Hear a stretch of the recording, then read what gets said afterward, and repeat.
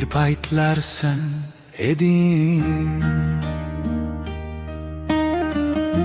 Yüreğimdeki orzu bugün esa begona.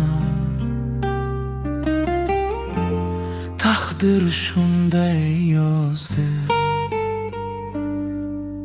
Sen beni kiyemezsen, tan oldum nihayet. Ama yürek konmaydı,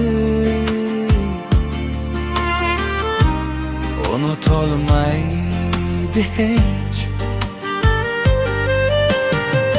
Birge kurgan orzular sondu gözlerimde. Senin noming koladı mening dualarımda. Men seni ayblamayman, baxtli bo'lgin mayli. Faqat seni sevganim yuragimdan ketmaydi. Sen meni kiyemezsen, lekin yüreğim seni unutolmaydı. Sen o'zgaga baxt bo'lsan, mening ko'nglim seni kutolmaydi. Sen beni kiyemezsen,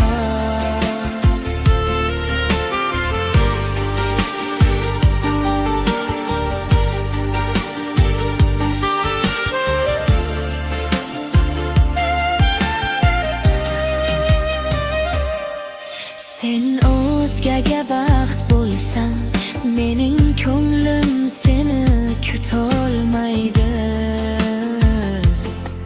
Sen meniki emassan, buni taqdir yozgan ekan. Sevib turib ayrilish eng yo'g'ida ekan. ko'chalar ham eslaydi birga yurgan kunlarni. Tunlar menga qaytarar sen aytgan so'zlarni. Endi boshqa qo'llarda sening qo'ling bo'lsa ham, yuragimda qo'llasam unut desam ham. Sen meniki emassan,